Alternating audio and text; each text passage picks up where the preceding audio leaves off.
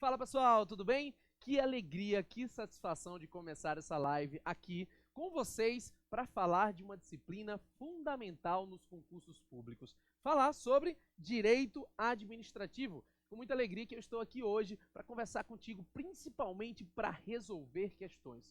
Uma das coisas essenciais para quem quer ser aprovado em concurso público. Vamos unir o direito administrativo, que é disciplina obrigatória, com resolução de questões, que é um passo fundamental de quem quer ser aprovado. E a gente teve um ano de 2019 perfeito na área de concurso público, né? A gente teve vários concursos por aí. Quem caiu naquela lorota de que não ia ter concurso se deu mal, percebeu, inclusive, alguns estão voltando a estudar e fazendo da forma correta, porque 2020 vem com tudo. Se você, é claro, não estiver preparado, olha, não sei se você conseguirá. Você tem que estar preparado, você tem que estar treinando. Ou como eu sempre digo, treino duro, jogo fácil. Quanto mais eu treino, melhor eu fico e mais perto da minha aprovação. E é com muita alegria, com muita satisfação que eu faço parte da equipe SEDES e estou aqui para resolver questões com vocês do ano de 2019. Olha, quando eu estudava lá atrás para concurso público, eu estudei para procurador do Estado, passei num dos concursos mais difíceis do país, aos 25 anos, né, o cargo de procurador do Estado hoje eu ocupo. Naquela época, eu me recordo que uma das coisas que eu sentia muita falta era uma retrospectiva do ano de 2019. Né? Pegar o ano anterior ao meu estudo, eu estou falando 2019 aqui para você, mas no meu ano era outro, né? E aí eu analisava todo o período perdido, né? Porque não havia um lugar onde centralizava essa informação. E hoje, o SES está com essa iniciativa única, exclusiva para você, que é te permitir ter uma retrospectiva do ano 2019 através de questões. É o que a gente vai fazer. Selecionei para você questões que foram cobradas da carreira de tribunais para a gente resolver em direito administrativo. Então, a gente vai pegar essas questões, nós vamos resolver, nós vamos inclusive fazer algumas revisões em cima disso para você consolidar o conhecimento e estar preparado para aquilo que vem em 2020. Sempre gosto de dizer, gente, as bancas possuem um perfil, né, de cobrança, um perfil comportamental ali que a gente sempre vê. E 2019 foi um ano muito revelador nisso. Tópicos que estão sendo cobrados de forma repetitiva. Por exemplo, a gente está vendo aí direto cair uma questãozinha sobre terceiro setor, uma questãozinha sobre improbidade administrativa, vez por outra vem RDC, e você precisa perceber esse perfil para poder estar preparado para quando a banca te exigir esse conhecimento. E é isso que a gente vai fazer aqui, ok? Já estou com tudo preparado, mas eu queria te convidar antes disso a seguir o meu Instagram, @Marcílio, meu nome, mais Fer de Ferreira, @MarcílioFer. Pode ir no Instagram, segue lá, @MarcílioFer, que você vai encontrar o meu dia a dia como procurador do Estado, como professor aqui do SEDES. Vamos nessa então? Vamos nessa então realizar questões de direito administrativo do ano de 2019, carreira de tribunais analista judiciário. Olha aqui uma questãozinha de 2019 sobre o quê? Improbidade. Vamos nessa. O prefeito de um município, agindo dolosamente, deixou de prestar contas devidas em relação a recursos financeiros que havia recebido em virtude de convênio firmado com o governo do Estado.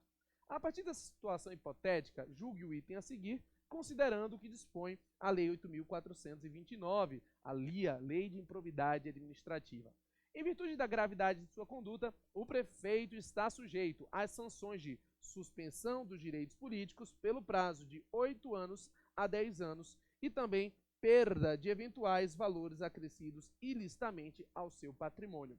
Vejamos, essa questão está exigindo de você improbidade administrativa, que foi aí revelada como uma das principais matérias, um dos principais tópicos de direito administrativo que estão sendo exigidos na carreira de tribunais. E quando a gente vai falar sobre improbidade, a gente está falando do artigo 37 da Constituição, lá tem fundamento, tá? Parágrafo 4º, parágrafo 5º, e na Lei 8.429. Somando a isso, entendimento jurisprudencial, mas principalmente entendimento do STJ. O STJ, inclusive, vou te dar uma dica, tem uma aba lá de jurisprudência em teses, e você consegue revisar todos os tópicos jurisprudenciais do STJ sobre improbidade. É muito importante. O STF manifesta-se de vez em quando em um ou outro tópico de improbidade quando a matéria é constitucional, como foi o caso da prescrição. Tá, Marcílio, mas me fala aqui, essa questão, o que ele está exigindo de mim? O que eu tenho que saber para poder acertar? Basicamente, ele está exigindo de você conhecimento sobre isso aqui, ó. A pena, 8 a 10 anos, diante da conduta, deixar de prestar contas. Veja, deixar de prestar contas não necessariamente acontece enriquecimento ilícito, que seria o artigo 9º da Lei 8.429, e não necessariamente causa prejuízo ao erário, artigo 10. Veja, não é porque eu deixei de prestar contas, apenas esse ato, deixar de prestar contas, que eu tive um enriquecimento ilícito ou um prejuízo ao erário. Logo, o enquadramento diante dessa situação aqui na lei seria um enquadramento lá no artigo 11 da lei. E esse artigo prevê o quê? Violação a princípios da administração pública. Está previsto nele, inclusive, no seu inciso 6, deixar de prestar contas como um ilícito de improbidade. E nessa hipótese, quando a gente pega o artigo 11, a gente precisa ir onde? A gente precisa ir no artigo 12 da lei, lá no seu inciso 3, que tem as penas por violação. Então, veja, nessa situação, a penalidade não chega a esse total de 8 e 10 anos. Então, a alternativa está errado. Vejamos, eu inclusive aqui ao final de cada questão vou colocar o dispositivo para que a gente possa revisar. A ideia não é fazer a leitura, mas compreender a questão. Então, por exemplo, você pega o artigo 11, né, inciso 6, que prevê como ato atentatório a princípios deixar de prestar contas, e vai no artigo 12, inciso 3, você percebe as penas por descumprimento do artigo 11 e vê que a suspensão é de 3 a 5 anos. Logo, a alternativa, né, errada é essa, que é o modelo da questão CESP. Nós conhecemos muito bem, né? Alguns concursos a CESP faz com alternativa, outros com certo e errado. E aí a gente precisa ter um maior jogo de cintura quando for CESP e SEBRASP, né? Somente uma revisão para que você não esqueça, nunca se esqueça, que toda vez que você fala em probidade administrativa, perceba, né? O enunciado ele falou aqui, não sei se você percebeu, que ele agiu dolosamente. Por que ele falou isso, né? Dolosamente. Vamos fazer uma revisão aqui rápida desse conteúdo.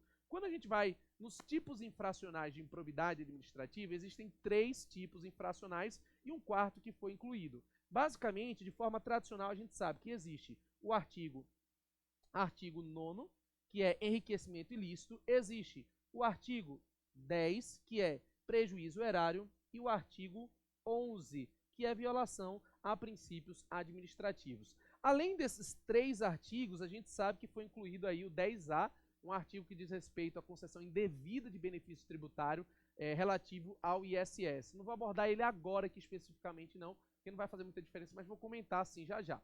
O que acontece? É muito interessante você observar aqui a jurisprudência do STJ. Por quê? O STJ diz que o tipo infracional, né, de acordo com a modalidade subjetiva do tipo, nós teremos a possibilidade de penalizar a pessoa ou não. Como assim, Marcílio? Lá do direito penal você deve lembrar o seguinte: quando a pessoa pratica um tipo infracional, ela pode agir dolosamente, com intenção, ou de forma culposa, negligência, imprudência ou imperícia. E a gente tem que lembrar o seguinte, que para que seja possível a infração na modalidade culposa, o artigo tem que prever isso expressamente. E o que acontece? Quando a gente vai na Lei 8.429, a gente encontra uma situação interessante. Veja, no artigo 19, não se fala em culpa. O artigo 9º, desculpa, tá? O artigo 9º não fala em culpa. Então, somente se aplica a ele a modalidade o quê? Dolosa. Então, o STJ diz, ó, por enriquecimento ilícito, apenas no caso de dolo. Fala-se isso expressamente. Quando você vai no 10, que é prejuízo erário, lá fala que a conduta pode ser por dolo ou por culpa. Então, lá permite a responsabilização por culpa expressamente. Então, no 10, nós teríamos dolo ou culpa. E, por fim, no artigo 11, que trata de violação a princípios administrativos, não fala em culpa. Logo, nós teríamos a possibilidade apenas de responsabilização por dolo, certo? Ou seja, o único caso que permite a responsabilização na hipótese de culpa é o artigo 10, prejuízo ao erário. Já que prejuízo ao erário é um pouquinho mais grave, considera-se, então, em virtude dessa gravidade, a possibilidade de você ter uma responsabilização por culpa. Enquanto que nos demais, a responsabilização acontece apenas mediante a conduta dolosa. E aqui se admite, inclusive, o dolo genérico, beleza? Apenas uma revisão rápida. Alguém pode perguntar assim, Marcílio, e o 10A? Esse do concessão de benefício tributário indevido. Lá não fala em culpa. Ou seja, seguindo essa linha de interpretação do STJ, exigiria, pelo menos aí, a conduta, né, dolosa. Apenas a conduta dolosa, na verdade. Ok? Então, cuidado com isso. Por isso que o enunciado falou, né, não sei se você percebeu, o enunciado falou em dolosamente, porque eu estava com a aplicação do artigo 11, que é violação a princípios. Logo, violação a princípios do artigo 11 somente acontece no caso de conduta dolosa. Tranquilo?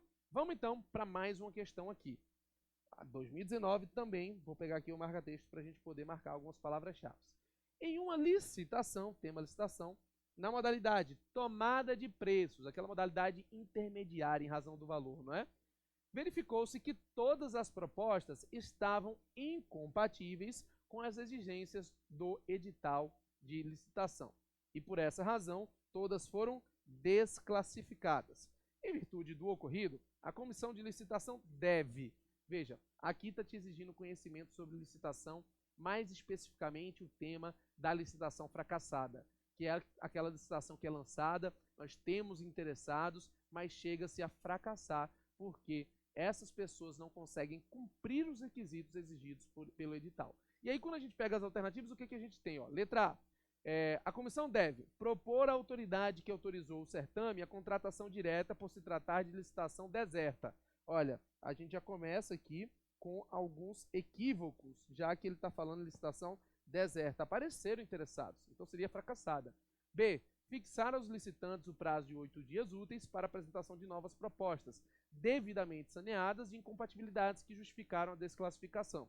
Perceba que muitas pessoas não sabem, mas a Lei 8.666 lá pela frente acaba dando essa oportunidade aqui da letra B. A gente vai ver já já. Então vamos ver se tem erro nas demais para verificar se a B é a correta. Letra C. Propor à autoridade que autorizou o certame a contratação da licitante que ofereceu a proposta mais vantajosa, revelando as incompatibilidades em vista do princípio da economicidade. Errado, né, gente? Por quê? Não pode haver essa contratação se não cumprir os requisitos. Eu não posso sanear os requisitos, contratar a empresa desconsiderando os requisitos que estão no edital. Isso não é possível, então não posso propor isso. Tem que cumprir os requisitos. Então, seria dar um prazo para as pessoas corrigirem. Ou buscar, e depois disso, uma outra alternativa. Letra D. Anular a licitação e propor à autoridade que autorizou o certame a republicação do edital para a coleta de novas propostas. Errado, porque não é anulação. Não teve nenhuma ilegalidade. O fato dos participantes não conseguirem ser classificados não é uma ilegalidade da licitação, logo a alternativa errada.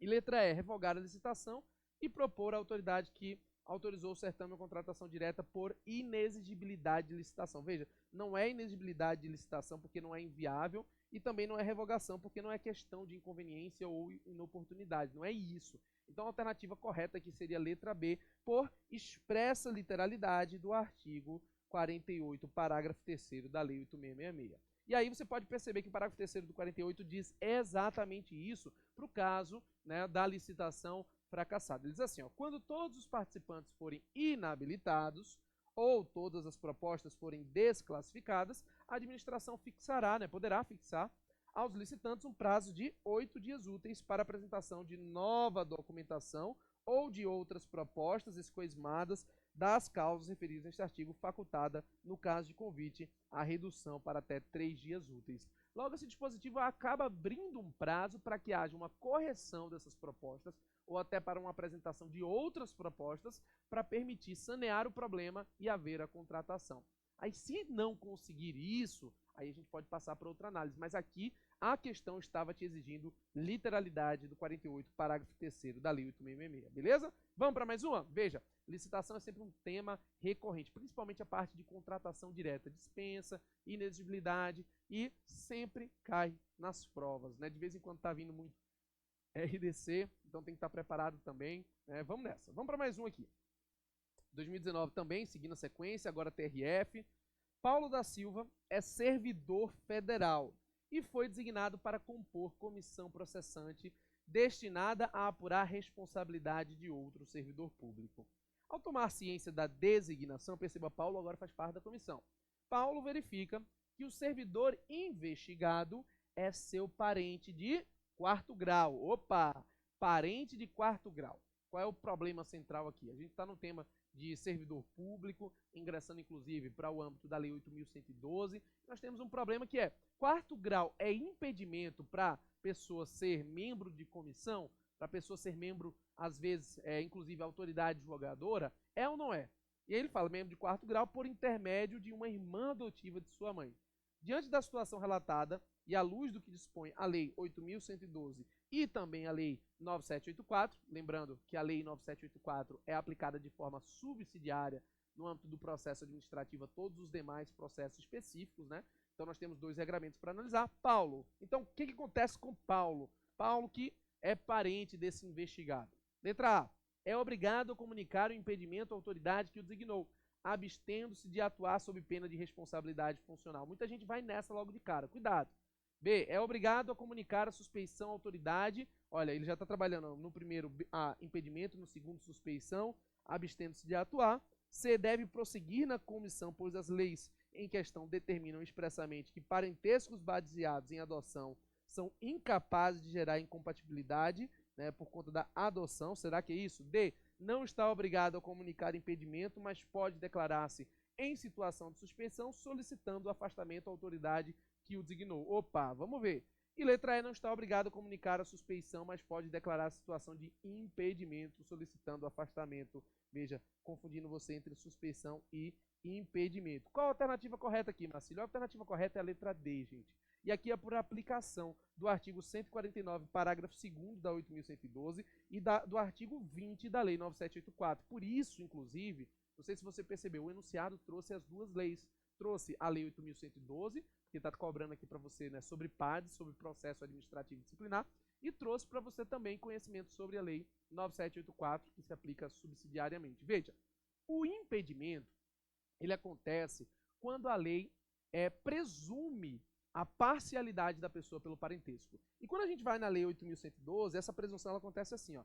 Não poderá participar de comissão de sindicância ou de inquérito, cônjuge, companheiro ou parente, consanguíneo, até o terceiro grau. Até o terceiro grau. E se você for na questão, você vai perceber que ela fala que Paulo é parente de quarto grau. Logo, não há o quê? Não há impedimento. Esse aqui é um impedimento, gente. Esse artigo 149, parágrafo 2º, prevê uma hipótese de presunção de que esse parente até terceiro grau, ele é presumidamente impedido. Então, impedido ele não está, porque está aqui, ele é quarto grau e o impedimento é apenas até o terceiro grau. A pergunta é, e a suspeição, Marcílio? A suspeição é quando a pessoa, apesar de não ser parente, se sente suspeita por questão de foro íntimo e não quer atuar na causa. E aí eu aplico o artigo 20 da Lei 9784, que fala que pode ser arguída a suspeição de autoridade ou servidor que tenha amizade íntima ou inimizade notória com algum dos interessados ou com os respectivos cônjuges, companheiros, parentes e afins até o terceiro grau. Perceba, ou, e ele fala ou com respectivos. Ou seja, só o fato de ter amizade íntima ou inimizade notória, mesmo que não tenha esse parentesco de até o terceiro grau, é suficiente para se declarar suspeito. Se a pessoa, por exemplo, frequenta a casa do outro, é considerado realmente um amigo. Então, veja, ele não está impedido, mas ele pode se declarar suspeito? Sim, é o que acontece na letra D. Ele não está obrigado a comunicar o impedimento, mas pode declarar-se em situação de suspeição, né, solicitando o afastamento à autoridade que o designou. E cuidado, porque as outras alternativas, todas elas trazem problemas. Se você vai, por exemplo, na letra A, fala que é obrigado a comunicar o impedimento. Não tem impedimento. É obrigado a comunicar suspeição à autoridade que o designou. Né? Veja que nesse caso da suspeição não é obrigado especificamente, porque ele tem que se sentir como realmente, né, diante daquela situação de suspeição. Você vai no outro, a adoção faz sim impedimento e suspeição, e a letra E está confundindo suspeição e impedimento. Logo, a alternativa correta, letra D, trazendo para você um conhecimento muito relevante sobre a parte de processo administrativo. E aqui eu vou sempre fazer um comentário ou outro. Observe o seguinte, nos últimos editais de tribunais, processo administrativo tem sido um item obrigatório. Inclusive, vem sendo muito cobrado nas provas em si. Na prática, realmente, você pega as provas e você vai ver lá, né, constando questões de processo, como foi essa aqui. Por isso a importância de ler a Lei 9784, que inclusive é aplicada subsidiariamente aos estados e municípios que não possuem leis próprias de processo administrativo. Vamos para mais uma? Vamos nessa então aqui, mais uma, falando ali, ó, 8.112 também. Acerca do regime jurídico aplicável aos cargos públicos, a Constituição Federal que ele está cobrando a Constituição Federal e a Lei 8.112, dispõe que, letra A, apenas nos cargos públicos reservados aos brasileiros natos pode ser recusada a investidura aos estrangeiros. Opa, será que é apenas? Não é bem apenas, porque na verdade tem que ser a investidura de estrangeiros nos termos da lei. É o que diz o artigo 37, 1 e 2 da Constituição. A gente vai ver já já. B, somente os servidores titulares de cargo efetivo podem exercer funções de confiança. Opa, é exatamente isso que diz a Constituição Federal. Por isso que no início ele cobrou de você Constituição Federal e a Lei 8.112. Veja, função de confiança não é a mesma coisa de cargo em confiança, cargo de comissão.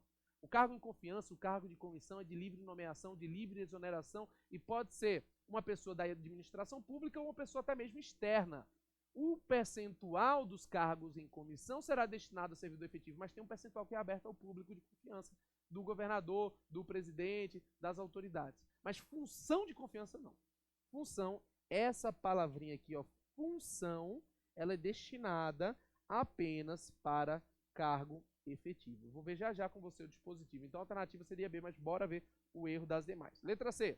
Aptidão física e mental deve ser apurada antes da nomeação para o cargo. Veja, a aptidão física e mental deve ser apurada antes da nomeação para o cargo. E, na verdade, não é antes da nomeação, mas sim antes da posse. Letra D. A readaptação, que é uma forma aí de provimento derivado do cargo público, é a reinvestidura do servidor estável no cargo anteriormente ocupado ou no cargo resultante de sua transformação, quando invalidada sua demissão por decisão administrativa ou judicial. Essa invalidação, gente, não faz readaptação, não, faz reintegração, que é outra situação. E letra E. A investidura de servidor em cargo de natureza eletiva sempre impõe o seu afastamento do cargo efetivo de que é titular. Errado não é sempre, porque existe hipótese de acumulação, como, por exemplo, na hipótese de vereador. Vereador, se houver compatibilidade de horários, pode acumular com o seu cargo efetivo. Logo, a alternativa correta, letra B. Somente os servidores titulares de cargo efetivo podem exercer funções de confiança. E veja, é exatamente isso que diz o artigo 37, inciso 5 da Constituição. Vou marcar aqui para você dar uma olhada. Veja o que ele diz. As funções de confiança exercidas exclusivamente por servidores ocupantes de cargo efetivo. Então, esse dispositivo, ele separa duas situações. Ele traz a primeira situação, que é do ocupante de uma função de confiança, apenas para cargo efetivo. A segunda situação que ele traz é do cargo em comissão. É diferente, gente. Função de confiança é diferente de cargo em confiança.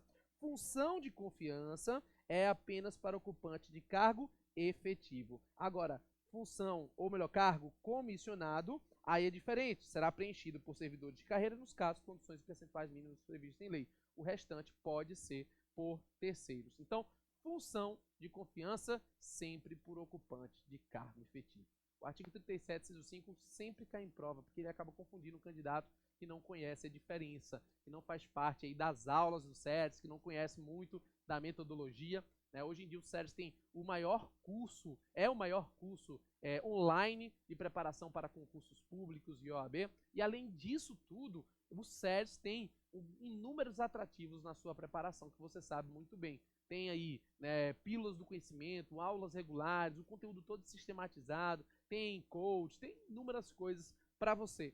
E eu sempre digo o seguinte, o concurseiro hoje em dia, com tanto conhecimento, com tanta coisa, ele não pode deixar a aprovação dele assim para o acaso, né? Ele tem que se preparar com qualidade, da forma certa. E aqui no SERES você tem isso. Então, participa dos cursos. 2020 está vindo com tudo. O SERES já lançou aí uma sequência de cursos regular para você começar 2020 preparado, ok? Vamos para mais uma? Mais uma questãozinha aqui de 2019, FCC agora, TRF aí, vamos nessa. Olha, Manuel dos Santos foi servidor público federal estável e aposentou-se voluntariamente aos 62 anos de idade. Então ele já está aposentado. Após 10 anos, olha, 10 anos de gozo da aposentadoria, requereu sua reversão ao cargo público que antes ocupava. Diante dessa hipótese, à luz do que dispõe a legislação federal aplicável, e aí vem as alternativas. Antes de eu dar a resposta e ler as alternativas contigo, eu quero te chamar a atenção para um detalhe. Aqui, o que se está cobrando de você é conhecimento sobre provimento de cargo público. Você deve lembrar o seguinte, provimento de cargo público, o principal que existe é o provimento por nomeação, que é o provimento originário. Você passou no concurso, você foi nomeado, você vai ocupar um cargo de comissão, você vai ser nomeado. Nomeação é a primeira vez que a pessoa tem um vínculo com aquele cargo. Mas existem formas de provimento que a gente chama de provimento derivado.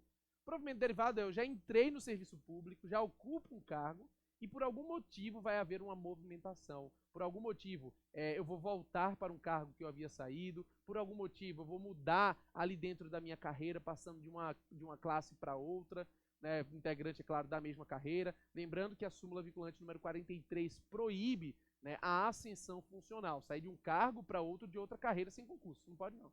Mas você pode acabar movimentando dentro da tua própria carreira. E dentro dessas formas de provimento derivado, existe aquilo que a gente chama de reversão, né? Existem algumas hipóteses. Existem reintegração, né, que é quando você é demitido ilegalmente e você consegue uma decisão para voltar, ser reintegrado. Existe a recondução, quando você é inabilitado no estágio probatório de um cargo, você tinha outro, você volta. Existe a readaptação, quando você tem uma limitação física, a promoção, inclusive o aproveitamento. Mas aqui ele está exigindo de você conhecimento sobre a reversão. E a reversão ela acontece quando você tem o quê? A aposentadoria. Quando a pessoa ela se aposenta e ela quer voltar para o serviço público. As hipóteses principais: você se aposenta por invalidez e fica curado, volta para o serviço público, ou você se aposenta voluntariamente, por vontade própria, se arrepende e quer voltar. É possível, Marcílio? É. Para você que se aposentou voluntariamente e quer voltar para o serviço público, você pode voltar mediante reversão. Só que a Lei 8.112 prevê requisitos para isso acontecer. Não é totalmente livre. Então vamos ver aqui as alternativas. Letra A. É impossível a reversão, pois o requerente já atingiu a idade de aposentadoria compulsória. Errado, porque ele não atingiu essa idade, ele só está com 62 anos de idade. Letra B. É impossível a reversão, pois a lei federal apenas contempla a hipótese de reversão ex officio, pela insubsistência dos motivos que levaram à aposentadoria por invalidez. Errado nesse apenas, não é apenas no caso de invalidez. No caso de aposentadoria voluntária, também é possível voltar para o cargo anterior. Letra C. É possível desde que haja cargo vago e interesse da administração no retorno do requerente à atividade. Também errado isso, porque não é possível, nós veremos já já que ele descumpriu um dos requisitos para a reversão e não pode. Letra D. É possível independentemente do interesse da administração, pois se trata de hipótese de ato vinculado. Errado 2 vezes, não é? E ele também não preencheu 3 vezes, não preencheu os requisitos legais. Letra E. É impossível em razão do lapso temporal transcorrido desde a sua aposentadoria, né, da aposentadoria do requerente. A alternativa correta, letra E, gente, é o que diz o artigo 25, inciso 2, a linha D da Lei 8.112. Esse dispositivo prevê aqui, ó, que a reversão, o retorno da atividade do servidor aposentado, só que ele coloca condicionantes e entre elas, né, a aposentadoria tem ocorrido no 5 anos, perceba, 5 anos anteriores à solicitação. Quando você vai no enunciado, você pode observar que ele fala que pediu após 10 anos. Então, ele deixou de cumprir o requisito do artigo 25, inciso 2, a linha D da Lei 8.112. Ok? Veja uma questãozinha cobrando de você realmente conhecimento da lei. Né? Hoje em dia tem sido muito relevante ainda o conhecimento da literalidade da lei. Por isso, assim, o candidato que ele tenta pegar todo o conhecimento e saber de cabeça, ao invés de ir lá estudar, em vez de pegar e sistematizar com um professor, com mentores que possam te guiar, acaba sendo prejudicado. Então coloca na mente que você precisa de mentores, você precisa de professores que já tenham passado pelo que você passou para te ajudar nessa trajetória, beleza?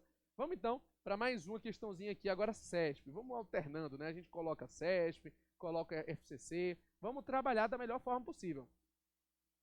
A ideia é essa, né? Lá atrás, quando eu estudava para concurso público, né? E veja que interessante, eu sou de Recife, a sede do SEDES é Recife, eu sou de Recife, mas eu sou procurador do estado em Goiás. Eu sou apaixonado pelo Brasil. O Brasil é muito lindo, né? Tanto é que, assim, eu tenho hábitos que eu gosto de Recife, do Centro-Oeste, aqui de Goiás, do sul do país. Ó, agora mesmo tô tomando um tererê. Tem coisa melhor? Tomando um tererezinho aqui, ó. Só aproveitando para poder sentir ainda melhor, porque esse negócio faz um bem danado, né? Lá em Recife gosto de comer um caranguejo. Aqui em Goiás tem o piqui, tem a galinha caipira, né? Tem tanta coisa maravilhosa. Nosso Brasil é maravilhoso. E concurso público é um pouquinho disso, é entender que existem múltiplas personalidades, múltiplos perfis em cada banca. E a SESP, então, mais uma vez aqui no nosso roteiro. Vamos lá, para mais uma questãozinha. Considerando-se que uma obra atenda às exigências legais para ser licitada por RDC, nem preciso dizer, né, que você já sabe que RDC é o regime diferenciado de contratação, para viabilizar a adoção da contratação integrada. Opa, para quem não conhece, contratação integrada é uma modalidade de contratação específica da RDC que permite, né, uma forma de integração da contratação como um todo. A gente vai ver já já. Então, já que atende esses requisitos, né, a contratação integrada pode-se considerar a taxa de risco compatível com as contingências atribuídas ao contratado no valor da referência da contratação, caso o anteprojeto contemple matriz de alocação de riscos, o anteprojeto contemple matriz de alocação de riscos entre a administração pública e o contratado. Veja, uma questão estritamente técnica, exigindo literalidade da lei da RDC. Essa alternativa aqui, meus amigos, ela está certa porque ela faz basicamente uma réplica do artigo 9º, parágrafo 4º da Lei 2.469, a Lei de RDC. Esse dispositivo diz exatamente isso. Se o anteprojeto contemplar matriz de alocação de riscos entre a administração pública e o contratado, o valor estimado da contratação poderá considerar essa taxa de risco compatível com o objeto da licitação e contingências atribuídas ao contratado, de acordo com a metodologia predefinida pela entidade contratante. Veja, a Lei 13.190 incluiu em 2015 esse dispositivo e ele já foi exigido em uma questão de concurso de tribunais. O que ele está dizendo? Algumas obras têm um risco ali e isso pode ser considerado, essa taxa de risco pode ser considerado para fins de fixação da remuneração ao contratado. Então, esse dispositivo foi cobrado na literalidade. Por isso, como eu voltei a falar há pouco, né, carreira de tribunal acaba exigindo um pouquinho disso, principalmente conhecimento da literalidade de alguns dispositivos de leis específicas. Beleza? Vamos para mais um então? Já que esse foi literalidade, não tem muito o que comentar. Lembrando que a contratação integrada é um tipo de contratação específica da RDC que de vez em quando vem em prova. Vamos lá para mais um aqui, 2019. Olha, a celebração de um contrato administrativo sem prévia realização da licitação, e aí vem as alternativas. Veja bem, mais uma vez, sendo cobrado de você conhecimento sobre contratação direta sem licitação. Contratação direta sem licitação são hipóteses em que você contrata alguém sem ter feito um processo seletivo prévio. Você vai contratar uma empresa sem ter feito um processo seletivo. Isso é possível, Marcílio? Sim. A própria Constituição autoriza, no artigo 37.21, a parte inicial fala assim, ressalvados os casos previstos em lei, a licitação é obrigatória. Quando você vai na lei, tem os casos, né? Você tem dispensa de licitação no artigo 24, a inexigibilidade no artigo 25 e a doutrina ainda fala em casos de licitação proibida lá no artigo 17. Tudo bem. Então aqui ele está falando o seguinte, pode haver esse contrato administrativo sem prévia licitação? E aí? Letra A.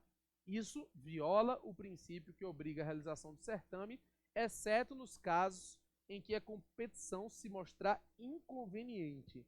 Veja, não é essa a exceção, não é por inconveniência, é por disposição literal do 24, 25 ou 17. Letra B. Dá-se somente nos casos em que houver expressa previsão legal para o objeto contratual em questão. Não é somente nisso, porque existem hipóteses que não têm uma expressa literalidade, como, por exemplo, na inexigibilidade, que o rol é um rol exemplificativo. Né? O 25 da Lei 8.666 tem um rol exemplificativo para a inexigibilidade. Toda vez que a licitação for inviável, é possível contratação sem licitação. Letra C. É regular e válida quando demonstrado que não haverá interessados a comparecer no certame. Veja bem, ele está falando aqui que,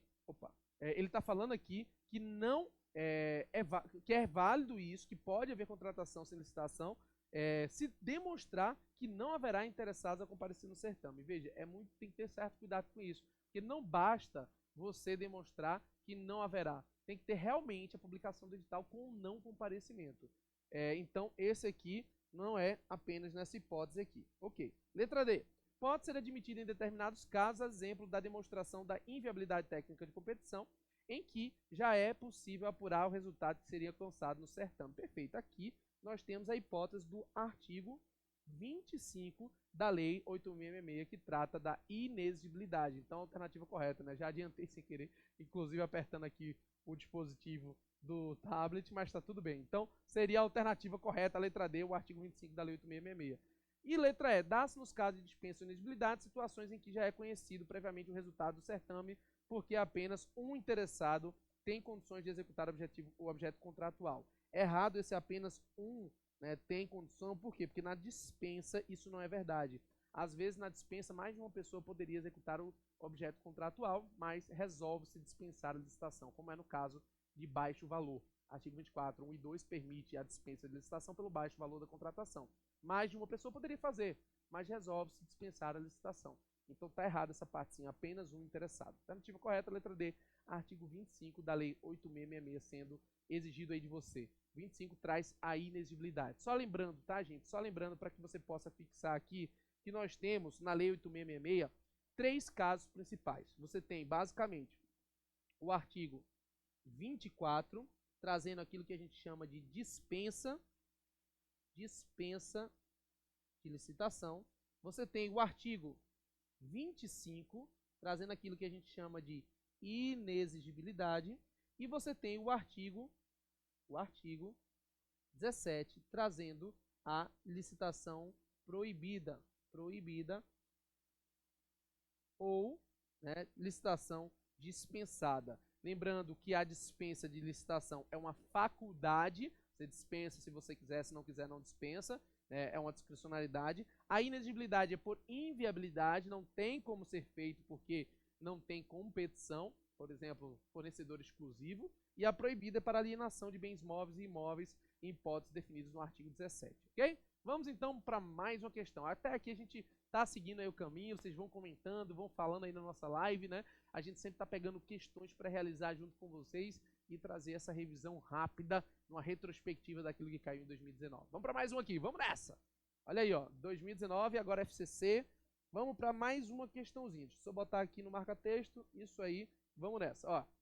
As indenizações previstas na Lei 8.112, então tema central servidor público, a parte remuneratória. Letra A, são espécies de vantagens passíveis de ser pagas aos servidores públicos de forma recorrente e reiterada, incorporando-se ao vencimento devido mensalmente. Errado, né? Viola expressa a literalidade da 8.112. Letra B, não se incorporam aos vencimentos recebidos pelos servidores, porque constituem espécie de vantagens e, como tal, não podem ser pagas por prazo indeterminado. Vamos deixar e vamos seguir aqui, ó. Letra C, são espécies de gratificações. Indenização é gratificação, gente? Podendo, em alguns casos, ser incorporada. Primeiro que não é gratificação. Gratificação é outro tipo de verba e não pode ser incorporada. Letra D, são adicionais devidos aos servidores. Será que é a mesma coisa? Indenização é adicional? Devidos aos servidores em situações episódicas, mediante comprovação de despesa prévia, não se incorporando à remuneração. Veja, uma coisa é adicional, uma coisa é gratificação, outra coisa é indenização. Letra E, e as gratificações são pagamentos devidos aos servidores em casos de comprovação de despesa extraordinária, podendo ser incorporado ao vencimento, mas não aos proventos. Tudo errado dessa alternativa, né? Porque o que se está exigindo aqui é a letra B, conhecimento sobre a disposição literal do artigo 49 da 8.112, mais especificamente o seu artigo 49, parágrafo 1º. As indenizações não se incorporam no vencimento ou no provento para qualquer efeito. Vamos fazer uma revisão rápida aqui sobre a parte remuneratória. Veja, existem duas formas de se pagar a um servidor público hoje no modelo brasileiro. Quais são as duas formas? Basicamente, você tem a situação por remuneração e por subsídio. São duas formas diferentes. Ok, Marcílio, explica aí. A forma por remuneração é o total. E essa remuneração normalmente é composta por três coisas. Pelo vencimento, mais adicional, mais gratificação, mais indenizações. Então, esses outros aqui são aquilo que a gente chama de somatórios. Vencimento é o valor base, adicional, gratificação e indenização é o que seria acrescido ao vencimento base para poder dar o total. O total, como a gente falou, é aquilo que a gente chama de remuneração. Então, a pessoa que ela recebe na sistemática de remuneração, ela vai ter o vencimento base, vai ter adicionais, gratificações, indenizações, e o total somatório disso vai constituir aquilo que a gente chama de remuneração. O outro modelo que existe para principalmente cargos mais cargos de cúpula, cargos maiores dentro do nosso sistema brasileiro, é o modelo de subsídio. O modelo de subsídio é interessante, por quê? Porque ele é pago com aquilo que a gente chama de parcela única. A parcela única significa o seguinte: ao invés de eu pagar adicionais, gratificações, esses valorzinhos picotados, eu pago só um valor fixo. Eu, por exemplo, sou procurador do Estado. E como procurador do Estado, eu recebo subsídio. Então, eu recebo parcela única. Para mim, para minha pessoa, eu não posso receber adicionais e gratificações. Mas você não está falando de indenização. É, porque é o seguinte, o STF entende que essa parcela única pode ser agregada a indenizações, porque a pessoa não tem o dever de ficar pagando coisa que não é sua. Então, por exemplo, eu como procurador do Estado, uma vez eu paguei uma guia de um oficial de justiça em um processo para o Estado. Então, poderia ser indenizado por isso, por exemplo, né? E também é possível agregar também aquilo que a gente chama de direitos constitucionais. Direitos constitucionais, como 13º, como férias, etc. Então, o subsídio você recebe parcela única, um valor fixo, mas pode ser agregado aí, não adicionais, não gratificações, mas sim indenizações e direitos constitucionais. Isso aqui de vez em quando cai em prova, como dessa vez caiu, cobrando conhecimento a você sobre indenizações, que são valores pagos ali para compensar de forma periódica um valor que você gastou que não deveria gastar. Né? Uma situação, por exemplo, né, de gasto que tem que ser recompensado, tem que ser ressarcido pela administração pública, porque não era seu. Beleza? Então, é isso. Vamos para mais uma questão. Nosso tempo sempre limitado aqui, né, por conta que nós estamos diante de uma live. A ideia é poder, né, trazer esse conteúdo para você, a ideia é poder compartilhar essas questões de forma ao vivo aqui com você. Então, sempre importante a gente estar sequenciando. Vamos para mais uma questão, então. 2019, FCC aí, mais uma vez, falando sobre servidor público. Um servidor público recém-nomeado para cargo efetivo na administração direta foi convidado para representar o Brasil em um conselho internacional, situado no exterior, com competência deliberativa em matéria comercial. O servidor, que conta com apenas 15 meses de cargo público, mas possui conhecimento notório na área, é o que motivou o convite. E aí vem as alternativas. Perceba, o servidor público ele está apenas há 15 meses no cargo público, o que significa que ele está em estágio probatório. Como você, quando passar no concurso público, vai entrar em estágio probatório. Você vai ficar ali. Nós sabemos que o artigo 41 da Constituição, né, prevê ali um prazo de 3 anos para você adquirir estabilidade. 3 anos no estágio probatório sendo avaliado para, ao final, ser estabilizado no cargo. Então, diante dessa situação, veja, diante de uma pessoa que está em estágio probatório, ele pode participar de um conselho internacional, ele pode ser afastado para isso. Alternativa A, não poderá representar o Brasil para a finalidade indicada, o que é permitido apenas a servidores titulares de cargo efetivo que já tenham sido devidamente confirmados. Errado, a gente vai ver já já isso. B, não poderá aceitá-lo, pois o estágio probatório em curso não permite ao servidor a concessão de nenhuma licença. Errado, existem algumas licenças que podem ser concedidas a servidores em estágio probatório, ficando suspenso, inclusive, em algumas hipóteses, o próprio estágio probatório. Letra C, poderá assumir a representação do Brasil, ficando antecipadamente concluído o estágio probatório. Não fica antecipadamente concluído, não. Tem essa antecipação de conclusão do estágio probatório, né? D, poderá pleitear o afastamento prosseguindo com o cumprimento do estágio probatório na localidade onde se situa o organismo internacional, que passará a integrar, sendo de rigor adaptação dos critérios de avaliação às novas atividades desenvolvidas. Então, nessa letra D, ele está dizendo que pode se afastar, mas ele continuaria no estágio probatório. E a letra E diz que poderá ser afastado para desempenhar as funções no organismo internacional, operando-se a suspensão do estágio probatório que voltaria a transcorrer após o encerramento da representação no exterior. Então, a dúvida seria letra D, que diz que não seria suspenso, seria continuado o estágio probatório, e letra E, que suspenderia. Quando você vai lá na Lei 8.112, a correta é a letra E. Por quê? Porque o artigo 20, no seu parágrafo 4º, traz quais são as licenças, os afastamentos que podem ser adotadas, e perceba aqui que podem ser adotados por servidores em estágio probatório, e no parágrafo 5º ele diz que fica suspenso o estágio probatório durante essa licença ou esse afastamento. Perceba, uma questão que exigiu de você conhecimento literal sobre a Lei 8.112, e isso realmente é exigido do candidato. É importante que você sempre avalie, sempre observe, porque esse perfil é repetido ainda em carreira de tribunal, literalidade da legislação. Beleza? Vamos para mais uma? Vamos nessa, seguindo aqui a nossa sequência de questões. Mais uma questãozinha FCC.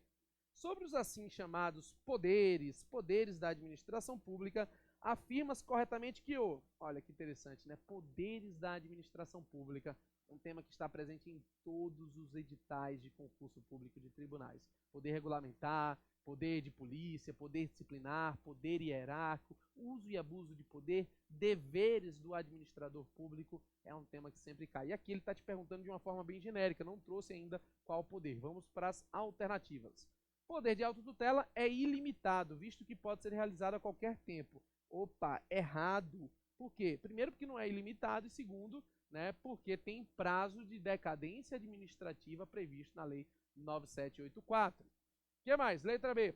Poder disciplinar no sistema brasileiro é exercido exclusivamente pelo superior hierárquico. Será que realmente, veja, será que realmente o poder disciplinar no sistema brasileiro é exercido exclusivamente pelo superior hierárquico ou pode ser fora disso? Uma dúvida, vamos resolver já já. Letra C. Poder regulamentar autônomo consiste na produção de normas que visem a fiel execução da lei? Errado, não é o autônomo, é o regulamento executivo. Letra D. O exercício do poder de polícia é privativo das corporações policiais? Errado, gente, errado. Policiais, polícias, essa polícia judiciária e não poder de polícia. Poder de polícia para autoridades administrativas, agente de vigilância sanitária, agente ambiental. Letra E. Dever de obediência característico do poder hierárquico não se aplica no exercício da função legislativa. Opa! A dúvida seria entre a letra B e entre a letra E, já que a gente fala sobre disciplina muitas vezes relacionada ao poder hierárquico. Só que cuidado. Eu posso ter, hoje, no direito administrativo, eu posso ter o poder disciplinar sem ter necessariamente um poder hierárquico. Por quê? Porque o poder disciplinar é o poder de aplicar penalidades em vínculos especiais. E às vezes eu tenho um vínculo entre alguém e a administração pública que não é hierárquico, como, por exemplo, o contrato administrativo. Quando se aplica uma sanção em um contrato administrativo, eu terei o poder disciplinar, mas não terei o poder hierárquico. Logo, a alternativa B está errado nesse exclusivamente. A alternativa correta, letra E. Nós não temos o poder hierárquico, esse dever de obediência no exercício da função legislativa. O legislativo atua, inclusive, de forma independente em relação ao executivo, né? Artigo 2º da Constituição, independência dos poderes, não é mesmo? Poder executivo, poder judiciário e poder legislativo são independentes e harmônicos entre si. Vamos para mais uma? Vamos nessa aqui, aproveitando da melhor forma possível o nosso tempo. Eu incluí aqui mais uma, né? Foi do Ministério Público, uma questão mais difícil aqui, normalmente, quando vem de Ministério Público, mas eu incluí mais uma questãozinha aqui para a gente poder ver, já saindo um pouquinho da nossa, do nosso padrão aqui de questões. Mas está dentro do assunto que a gente vê, que é a Lei 8.987, Lei de Concessão de Serviço Público. Só coloquei aqui para a gente exemplificar, de vez em quando vem questões sobre concessão de serviço público. Ó, aqui está tratando de promotor de justiça. Eu sei que não é o nosso objetivo, nosso objeto é tribunal. Nosso objeto é analista judiciário, mas eu trouxe uma aqui só para que você veja também como é cobrado ali um nível um pouquinho mais elevado de uma questão. Aqui ele está perguntando o seguinte: concessão de serviço público se refere à delegação de sua prestação feita pelo poder concedente mediante licitação na modalidade de concorrência à pessoa jurídica ou consórcio de empresas que demonstre, né, capacidade para o seu desempenho por conta e risco e por prazo determinado. Observe que ele quer a incorreta, e concessão de serviço público é isso. Letra B. A permissão de serviço público se refere à delegação a título precário mediante licitação de prestação de serviço público feita pelo poder concedente somente à pessoa física que demonstra capacidade para o seu desempenho. Olha que interessante aqui. Letra B está errada. Por quê? Porque fala em somente a pessoa física. E quando a gente vai no artigo 2º da Lei 8.987, nós temos aí que pode ser a pessoa física ou jurídica. Então, foi rapidão.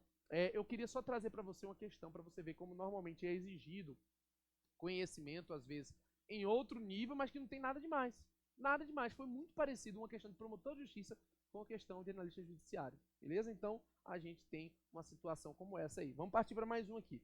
Mais uma questãozinha seguindo a nossa sequência aqui na live. Espero que você esteja gostando. Lembra sempre de seguir o meu Instagram, @MarcílioFé. Lá tem muito conteúdo. O Sérgio também tem, né, um canal no Telegram do Sérgio Play, que é um canal voltado à produção de conteúdo diário, com questões, com vídeos. Vale a pena participar também desse canal no Telegram. Vamos lá. O diretor de um parque nacional emitiu autorização para que a organização ambientalista A promovesse a reunião anual de seus membros no interior do parque, utilizando-se de suas instalações administrativas e das áreas abertas à visitação. Sabendo do evento, a organização ambientalista B interpôs recurso contra o deferimento da autorização, alegando que o uso era ilegal, pois incompatível com o plano de manejo. Ainda que fosse legal, não seria conveniente a proteção ambiental, dado o impacto que a atividade causará no sistema ecológico do parque, conforme dispõe a Lei de Processo Administrativo Federal, 9784, e aí vem as alternativas. Veja, o enunciado, na parte de cima, no cabeçalho, ele deixa o cara meio louco, né? Porque o cara olha assim, pô, tá vindo aí ambiental. Meu Deus, o que eu faço? Vou errar a questão. Aí o cara fica nervoso. Cuidado, não tá cobrando nada de ambiental. Está cobrando nada, está cobrando sobre a Lei 9784, sobre, na verdade, a parte do recurso. O que é que acontece no recurso administrativo de acordo com a Lei 9784? Letra A, o recurso não deve sequer ser apreciado, pois a organização ambientalista B não participa da realização jurídica, não tendo legitimidade para recorrer. Letra B, diretor não tem competência para anular ou revogar a decisão, devendo submeter imediatamente a questão ao superior hierárquico a quem é dirigido o recurso. Letra C, ato objeto do recurso somente pode ser anulado, caso se constate legalidade, não se sujeita, porém, à revogação, em vista da natureza vinculada da decisão. Letra D, diretor pode reconsiderar sua decisão, anulando-a ou revogando-a no prazo de 5 dias. Se não a reconsiderar, encaminhará o recurso à apreciação da autoridade superior. É essa a alternativa, gente. Por quê? Eu vou comentar aqui cada um direitinho, mas veja, a alternativa D traz exatamente aquilo que está disposto na Lei 9784, no seu artigo 56, parágrafo 1º. O recurso, uma vez interposto, ele é dirigido à autoridade que proferiu a decisão e ela pode reconsiderar no prazo de 5 dias. Se não fizer isso, encaminha à autoridade superior. Veja que essa questão, ela exigiu de você conhecimento sobre algumas coisas. Uma delas, não sei se você percebeu, foi sobre autotutela dentro do recurso. Ele falou em anulação e revogação. Olha que interessante, a Lei 9784 permite que o recurso administrativo seja interposto alegando matéria de mérito, né, ou seja, de revogação, e matéria de legalidade, anulação. E o poder de autotutela em fase recursal pode ser exercido nos dois. Pode o recurso ser acolhido para anular ou mesmo para revogar o ato administrativo. Justamente por isso. Ademais, a gente tem que lembrar que não se aplica a vedação a reformácio impédios em sede de recurso administrativo. A vedação reformácio impédios, que é proibir a reforma do recurso em prejuízo ao recorrente, no recurso administrativo não se aplica. Se aplica na revisão. Né? O processo já terminou, vai revisar, aí não pode. Mas no recurso administrativo, o recurso pode ser provido, inclusive, para piorar a situação do recorrente. Pode haver anulação e pode haver revogação. Tranquilo? Uma última aqui, a gente já está chegando quase ao fim, se der tempo a gente ainda faz mais, mas eu acho que é a última. Vamos nessa aqui concluir. Determinado município pretende descentralizar o serviço de limpeza urbana e de manejo de resíduos sólidos, em vista das alternativas disponíveis, caso opte por constituir. E vem algumas alternativas. Ele está falando sobre constituir. Constituir o quê? Constituir entidades da administração pública indireta, autarquias, fundações, empresas públicas, sociedades de economia mista ou modelos especiais como consórcios públicos da Lei 11.107. E aí ele fala, letra A, uma autarquia, se ele resolver constituir uma autarquia, não será necessário promover o registro do ato constitutivo, pois a natureza de direito público desta entidade dispensa tal providência. Essa é a alternativa correta. Quando a pessoa jurídica é de direito público, não precisa registrar ato constitutivo na junta comercial ou no cartório de pessoas jurídicas. Ela não é de direito privado, sendo direito público, a lei cria. A lei não autoriza a criação, a lei já cria de imediato, já faz a sua existência. Os demais, quais são os erros? Letra B. Uma empresa pública, deixa eu colocar aqui na caneta, uma empresa pública não será necessária autorização legislativa, pois tais entidades decorrem do poder regulamentar autônomo. Errado. Só se cria empresa pública por autorização legislativa. Um consórcio público, letra C, um consórcio público deverá publicar chamamento de projetos para que outras entidades interessadas venham a manifestar o interesse em se associar. Não tem isso. Isso é uma viagem muito louca aí, que não tem nada a ver. Letra D, uma fundação pública não será necessária autorização legislativa, pois a criação depende do poder regular autônomo. Errado, gente. Fundação pública tem característica aí, né, de muitas vezes de autarquia, né, uma fundação autárquica ou autarquia fundacional, e depende inclusive de lei. Se for direito privado, de autorização legislativa. Letra E. Uma sociedade de economia mista deverá obrigatoriamente dotá-la da forma de uma sociedade de responsabilidade limitada. Sociedade limitada, errado, é obrigatoriamente SA, sociedade anônima. Então, a alternativa correta, letra A. E você encontra a justificativa no artigo 37, inciso 19 da Constituição Federal. O dispositivo diz que somente por lei específica poderá ser criada uma autarquia. Logo, autarquias são criadas por meio dessa lei específica, enquanto que empresa pública e sociedade de economia mista é autorizada a instituição. Logo, perceba que a lei é suficiente para criar uma autarquia, já que ela é pessoa jurídica de direito público. Beleza? A gente aqui está quase no limite da nossa live, né? Mas eu vou colocar aqui rapidão uma questão só para a gente concluir, para você ver que consórcio público também é um tema que cai de vez em quando. Já é outro nível, né? A gente realizou agora uma questãozinha aqui de analista judiciário. Eu coloquei uma última aqui de juiz, de tribunal de justiça, só para você ver que muitas vezes não tem coisa de outro mundo, né? Por exemplo, pedindo sobre consórcio público, uma indagação aqui sobre gestão associada de serviço público com a conjugação de recursos fiscais, podendo haver contratação direta desse consórcio por dispensa de licitação, conforme prevê o artigo 24, inciso 26. Uma hipótese de dispensa de licitação sendo cobrada, inclusive, numa questão aí de juiz de direito, tá? Só para que você veja, né, que a gente tem questões de analista judiciário e muitas vezes estão aproximadas com outras que têm níveis de dificuldades aparentemente maior, mas que acaba exigindo o mesmo conteúdo que o teu. Então, treinar é fundamental para você ter uma visão ampla do seu concurso, para perceber o perfil da tua banca, né? A gente viu aí que os concursos cobram temas de forma repetida, estão tangenciando aqueles assuntos, e você precisa estar preparado para isso, ok? Veja, é com muita alegria, com muita felicidade que eu estou hoje aqui, e eu quero agradecer a todos vocês que estão acompanhando a nossa live, quero agradecer a você que está disponibilizando o seu tempo para poder assistir esse conteúdo exclusivo preparado para o SERS. Parabéns! Parabéns a você e parabéns ao SERS por cada vez mais estar entregando qualidade no serviço para todos os seus clientes, né? Nós estamos aqui produzindo isso especialmente para você. Espero que você tenha gostado. Te convido a seguir o meu Instagram mais uma vez, @MarcílioFé, e me coloco à disposição para o que você precisar. Vamos junto. Lembrando que 2020 é o ano da aprovação. Dedique-se 100% ao seu concurso público e lembre que o SERS está aqui para construir com você a sua jornada rumo ao cargo público, beleza? Lembra? Conte comigo para o que precisar e nunca esqueça, treino duro, jogo fácil. Valeu, pessoal. Fica com Deus e até a próxima. Obrigadão.